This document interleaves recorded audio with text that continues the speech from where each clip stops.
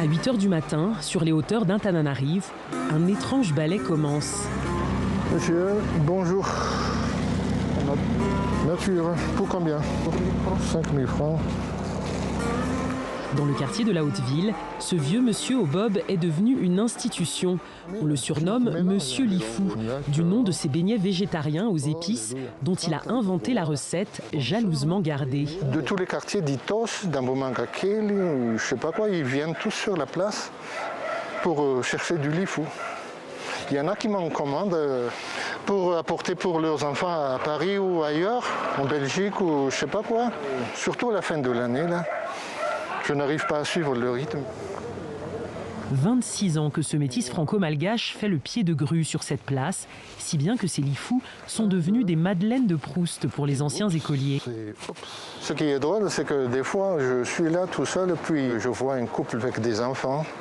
Ils s'arrêtent et puis ils commencent à commander. J'entends le papa qui dit à ses enfants, « Voilà ce que mangeait papa quand il était au lycée Galeni. » La clé du succès, un prix dérisoire à la portée de toutes les bourses. En moins de 2 heures, il écoule 1500 beignets. C'est terminé.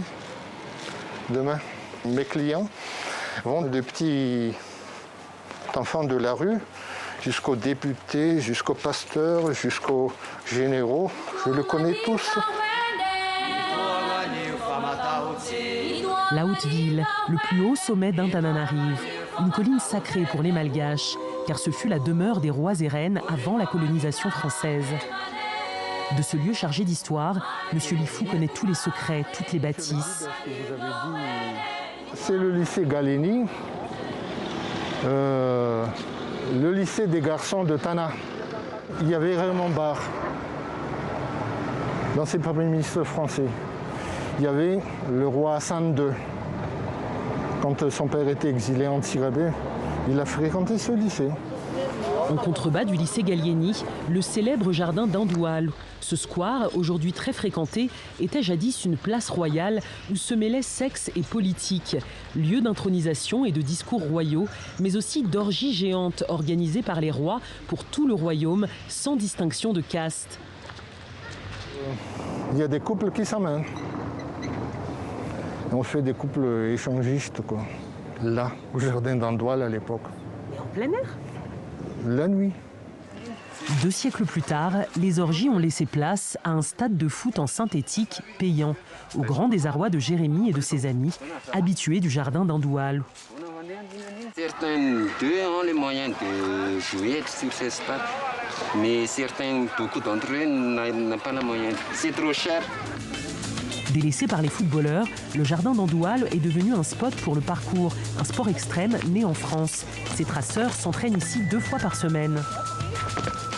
Genre, comme ça, on utilise le spot, comme ça.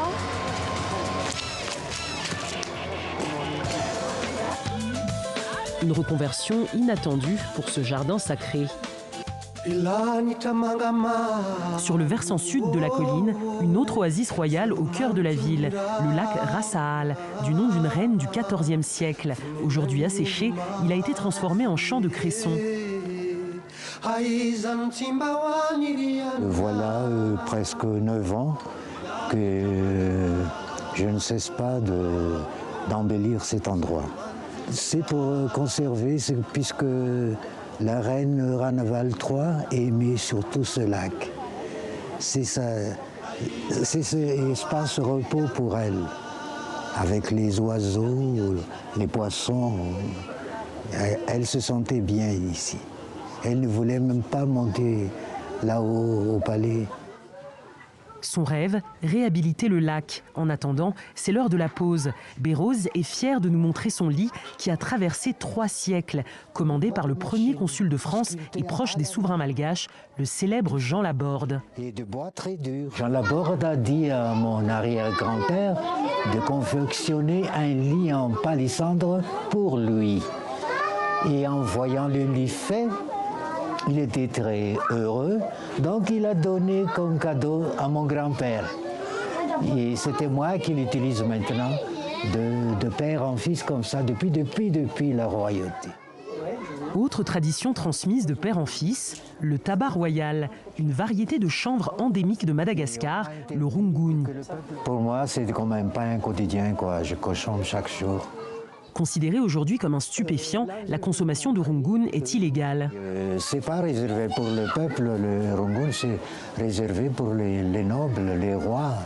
Tous les conseillers du roi, les conseillers militaires consomment tout ça. Ils trouvent des stratégies dans les guerres surtout. À la tombée de la nuit, Bérose appelle un groupe du quartier Radzob pour nous faire découvrir le sauve, première musique ancestrale populaire qui était jouée à la cour. La musique sauve transmet au roi tout ce qui se passe dans son royaume.